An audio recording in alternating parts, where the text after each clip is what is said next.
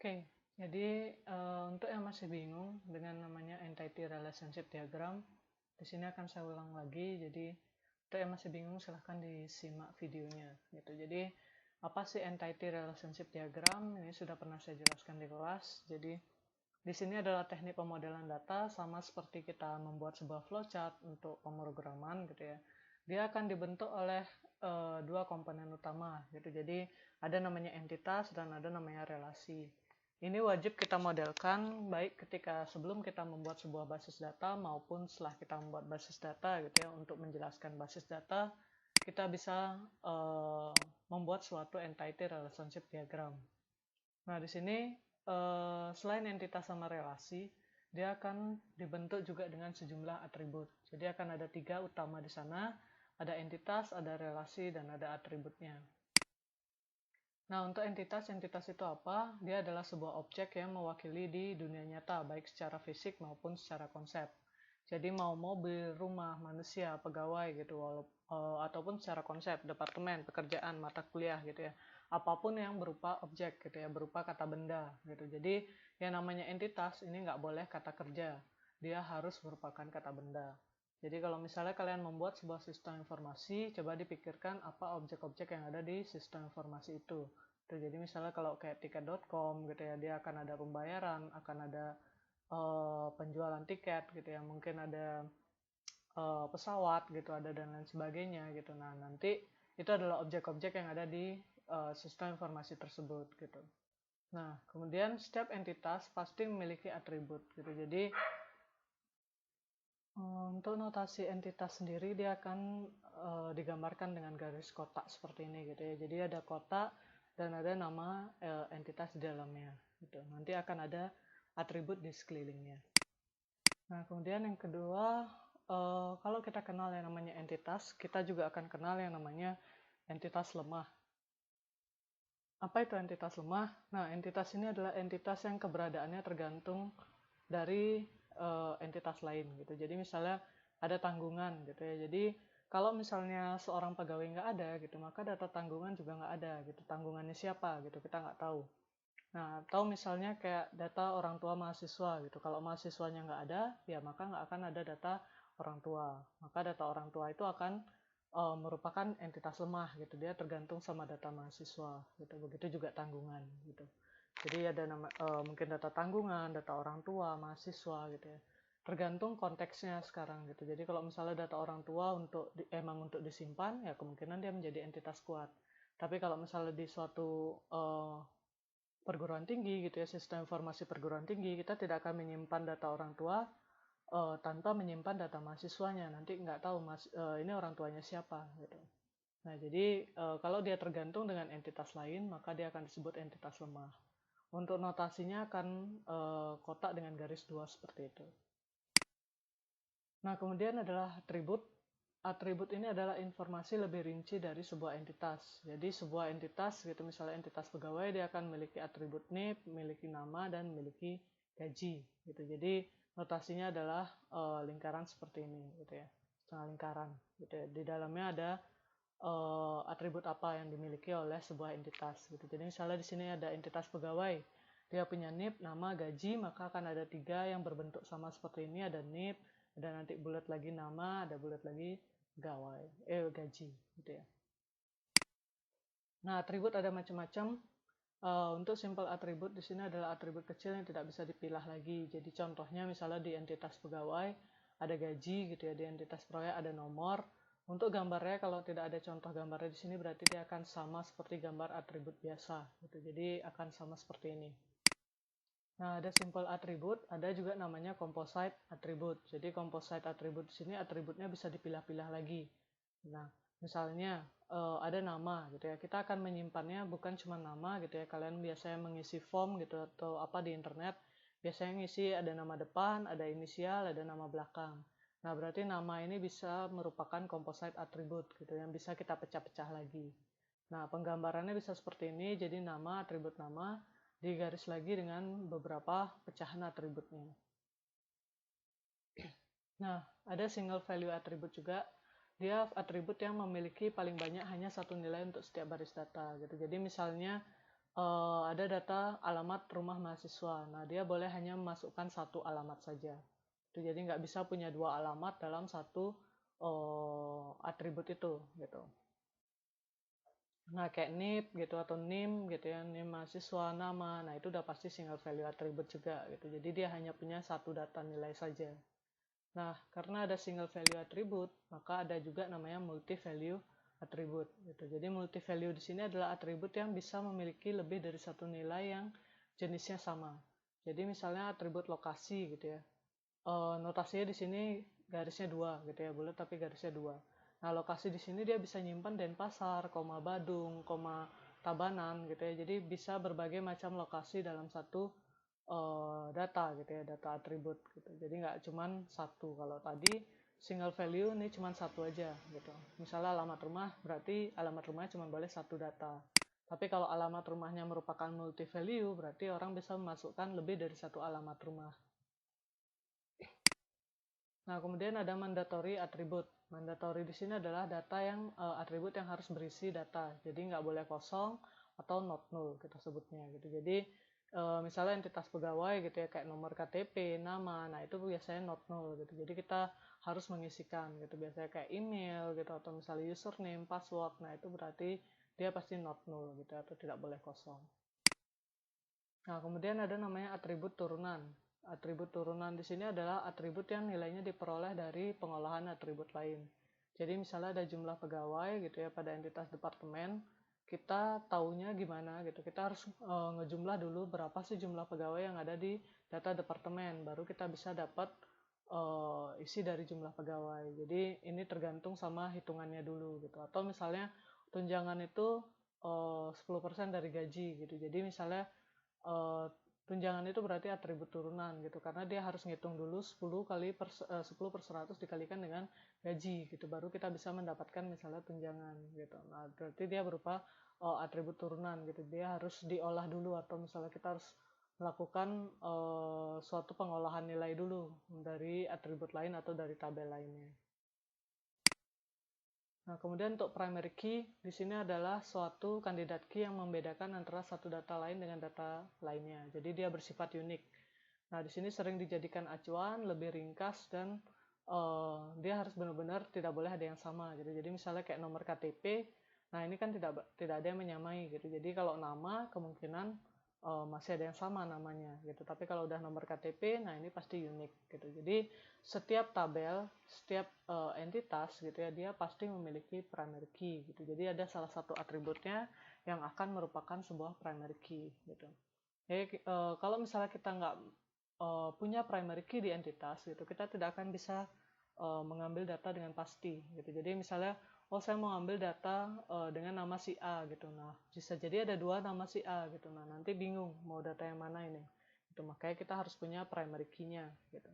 Nah, ini harus kita jamin keunikannya. Jadi nggak benar-benar nggak boleh sama antara satu dengan lainnya. Nah, kemudian foreign key.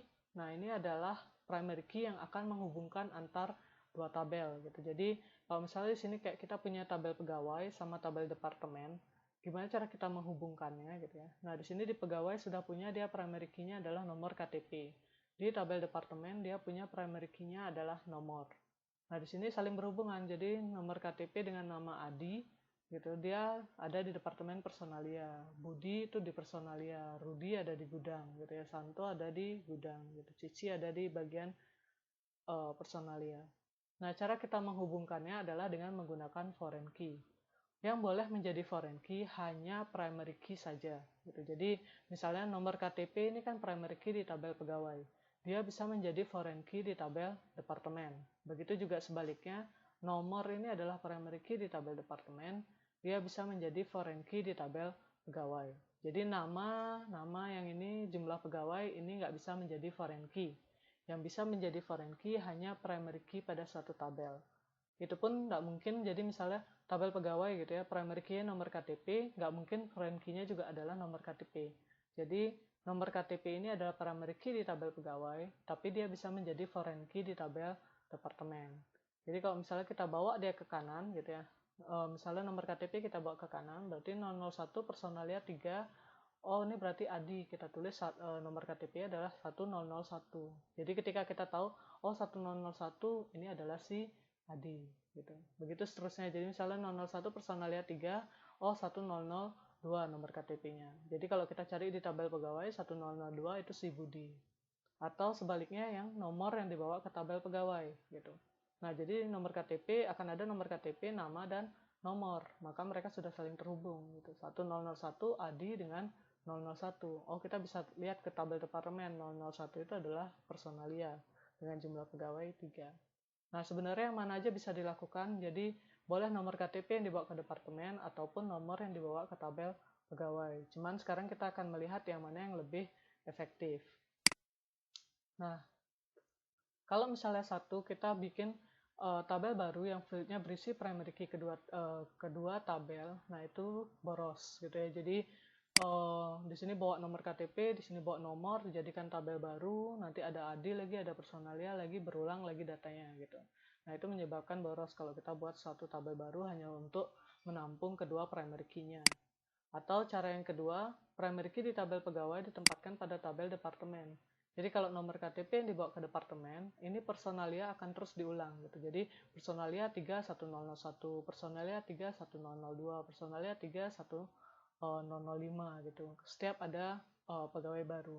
Nanti kalau misalnya ada merger nama departemen atau perubahan nama departemen, nanti data yang harus kita rubah itu jadi banyak gitu. Jadi lebih efektif jika nomornya yang dibawa ke tabel pegawai.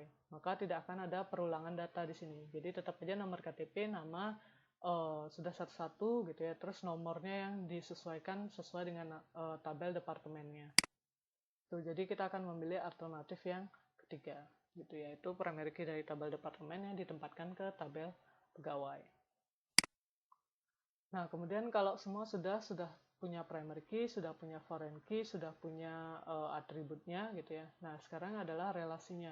Jadi relasi ini adalah hubungan antar entitas, harus kita tuliskan juga. Jadi hubungan antar entitas di sini bisa kita sebut dengan derajat kardinalitas relasi gitu. Nah, di sini ada 4, ada namanya one to many to one, dan many to many. Bedanya apa? Jadi misalnya one to one gitu ya. Di sini dia akan berhubungan dengan maksimal satu data pada entitas B gitu. Jadi satu data entitas A dia hanya berhubungan pada satu data entitas B. Misalnya entitas A ini pegawai, entitas B ini departemen gitu. Jadi satu pegawai akan mengepalai satu departemen gitu. Jadi misalnya atau mahasiswa dengan prodi gitu ya. Satu mahasiswa ya dia akan memiliki satu prodi. Nggak akan ada yang punya prodi yang berbeda gitu, misalnya kayak gitu. Nah, itu ya. Tapi harus berlaku sebaliknya gitu. Jadi satu pegawai dia akan mengepalai satu departemen, sedangkan satu departemen itu juga akan dikepalai oleh satu pegawai gitu. Jadi tepat satu. Nah, kemudian ada one to many gitu ya. Jadi misalnya menanggung satu pegawai, di sini entitas A misalnya pegawai, entitas B ini adalah tanggungan gitu. Jadi satu pegawai akan menanggung beberapa tanggungan gitu. Sedangkan beberapa tanggungan akan ditanggung oleh satu pegawai gitu. Jadi dia mungkin punya beberapa tanggungan atau beberapa utang gitu yang atas nama si pegawai A gitu. Nah, sedangkan kebalikannya many to one gitu ya. Jadi data di sini yang banyak, data di sini yang satu gitu. Jadi misalnya di sini ada pegawai, dia bekerja untuk departemen gitu. Jadi beberapa pegawai dia akan bekerja untuk satu departemen gitu. Satu departemen itu mempekerjakan beberapa pegawai, itu juga sebaliknya gitu ya. Nah, yang terakhir many to many gitu ya, banyak ke banyak. Nah, di sini kalau misalnya ada beberapa data pada entitas A, dia juga bergantung pada beberapa data pada entitas B gitu. Jadi misalnya pegawai di sini proyek, satu pegawai dia akan bekerja pada beberapa proyek. Beberapa proyek juga akan dikerjakan oleh beberapa pegawai. Atau mahasiswa dengan mata kuliah gitu. Satu mahasiswa akan memiliki beberapa mata kuliah. Begitu juga satu mata kuliah dia akan memiliki beberapa mahasiswa. Nah, itu mungkin dari entity relationship diagram gitu. Jadi ada atribut, ada entitas, ada atribut, ada relasinya gitu ya. Itu yang paling penting. Nah, untuk contoh jadinya akan seperti apa? Misalnya seperti ini gitu. Jadi kalian bisa cari banyak di internet gitu ya. Contohnya mungkin cari yang mendekati dengan penjelasannya. Jadi misalnya di sini ada entitas mahasiswa gitu ya, terus dia ada entitas KAP gitu ya. Nah di sini satu mahasiswa dia akan mendaftar pada satu KAP. Relasinya ditulis di sini. Relasi ini harus berupa kata kerja gitu. Jadi misalnya mendaftar gitu, atau misalnya meminjam gitu, atau apapun gitu ya berupa daftar kerja. Jadi bacanya adalah satu mahasiswa mendaftar pada satu KAP, begitu juga satu KAP hanya didaftarkan oleh satu mahasiswa. Nah, di sini masing-masing entitas harus memiliki atribut gitu. Jadi di sini ada nomor mahasiswa, nama mahasiswa, alamat mahasiswa. Nah, di sini composite ya. Jadi nama mahasiswa dibagi lagi jadi nama depan, nama tengah, nama belakang. Nah, garis bawah ini apa? Garis bawah ini menunjukkan primary key. Foreign key tidak perlu dituliskan pada IRD gitu. Jadi yang perlu hanya primary key-nya aja gitu. Jadi yang mana merupakan primary key dikasihkan garis bawah. Nah, misalnya di sini KAP dia punya nomor mahasiswa, itu primary key-nya gitu ya. Terus ada nama mahasiswa dan ada alamat. Nah, KAP di sini dia berelasi dengan buku gitu. Jadi satu KAP boleh misal satu KAP boleh minjam beberapa buku gitu. Begitu beberapa buku boleh dipinjam oleh satu KAP gitu ya. Nah, di sini buku dia punya nomor buku, punya judul, punya pengarang, punya penerbit, dan punya tahun terbit. Nah, ini contoh dari satu entity relationship diagram gitu ya. Contoh lain ya mungkin sama aja seperti ini gitu. Jadi yang penting ada entitasnya, ada relasinya, dan dia berhubungan dengan entitas lainnya gitu. Jadi kalian bisa cari contoh banyak di internet ya untuk ERD ini. Gitu. Nah, mungkin itu yang bisa saya jelaskan mengenai entity relationship diagram gitu ya.